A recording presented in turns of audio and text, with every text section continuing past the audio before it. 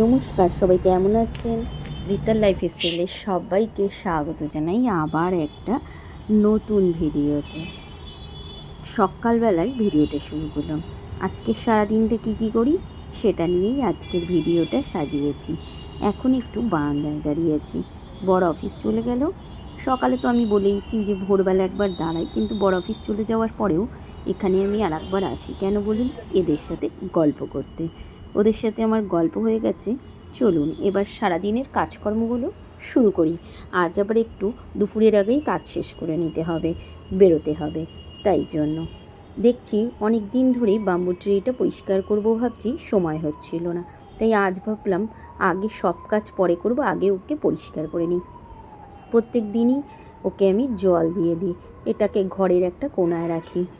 গাছ তো ভীষণই ভালো লাগে, কিন্তু অনেক গাছ ছিল জানেন এক সময়, কিন্তু এই ঝামেলা হওয়াতে বাড়িতে সব মায়ের বাড়ি পাঠিয়ে দিয়েছি।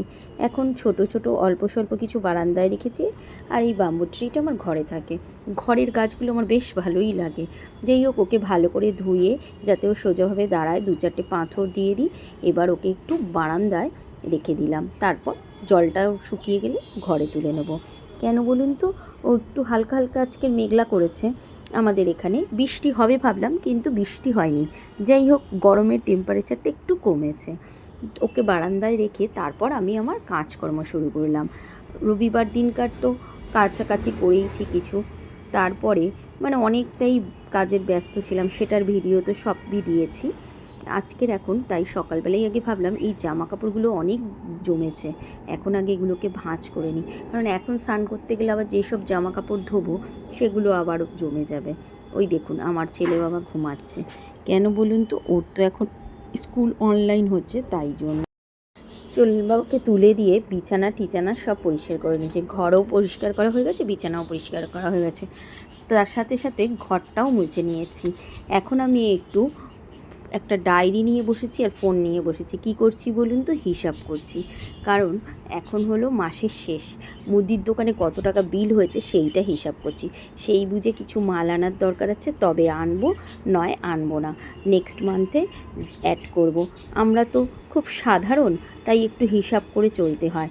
আর আমার হাজব্যান্ড তো চাকরি করে, তাই জন্য চাকরির তো একবারই স্যালারি পায়, মাসের প্রথমেই, সেটা দিয়েই সারাদিন চালাতে হয়। সারা দিন নয়, সারা মাস চালাতে হয়। সেই জন্য একটু বুঝে বুঝে আমাদের ঘরের বউদের অবশ্যই চলা উচিত। যাই হোক, হিসাব টিসাব করে ঠাকুর পুজো দিয়ে চলে আসলাম। আজ তো সোমবার, বাবা মহাদেবের পুজোটা সকাল সকালই করে নিয়েছি। আর বললাম না দুপুরে বেরোতে হবে, ওই জন্য এসেই রান্না বসিয়ে দিলাম। তরকারি কেটে নিয়েছি, আর এখানে কি করেছি, তেলের মধ্যে একটু কালো জিরা দিয়ে পেঁয়াজ, রসুন, কাঁচা লঙ্কা আর চিংড়ি মাছ এগুলোকে ভাজছি। এখন এগুলোকে বাটবো। আমার ভাইয়ের বউ তো আমি দেখিয়েছি, ও প্রেগনেন্ট। ও আমাকে বলল, দিদি একটু চিংড়ি মাছ বাটা খাওয়াবে, কারণ আমার বাপের বাড়িতে পেঁয়াজ রসুন খাওয়া হয় না। সেই জন্য ওর একটু পেঁয়াজ রসুন দিয়ে খেতে ইচ্ছে করছে। আমি যে ঠিক আছে, তোকে আমি খাইয়ে দেবো। কারণ ওর তো ডেলিভারির সময়টা খানিকটা এগিয়ে এসছে, অনেকটাই টাইম হয়ে গেছে। আর এখানে হলো জ্যান্ত যে পুকুরের রুইগুলো হয় সেগুলো ভাজছি।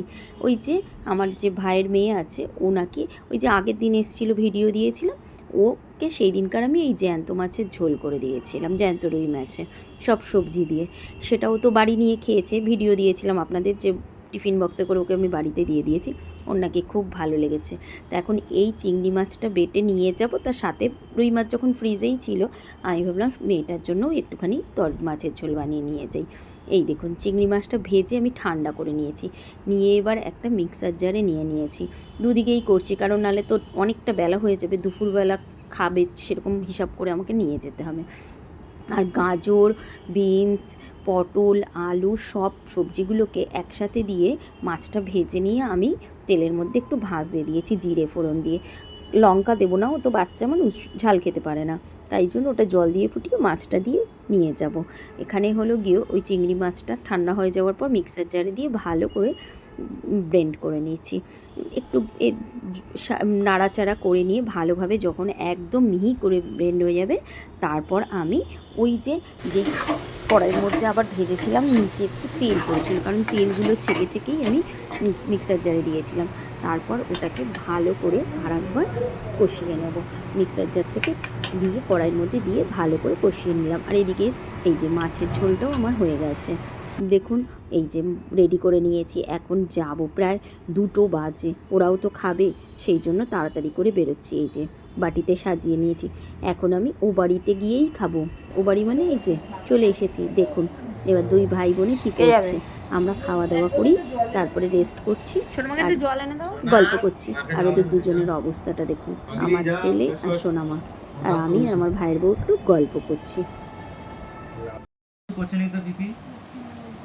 পাগলি ছেঁড়া জামা, ওগুলো আমি ভিডিও করবো? হ্যাঁ করতেই পারো। হ্যাঁ ছেঁড়া জামা ভিডিও করবো।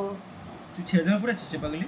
হ্যাঁ জামাটা আমি কতবার বলেছি ঠাম্মিটা ছিঁড়ে জামা কেন পরেছিস? ঠাম্মিটা ও ও বলেছে পড়তে, সেটা আমি কত নিয়েছিল। বাবাই তো আমারে দিল যে ওকে দাও, আমি তো নেতা করে না, আমি নেতা বানিয়ে ফেলি সব। আগের দিন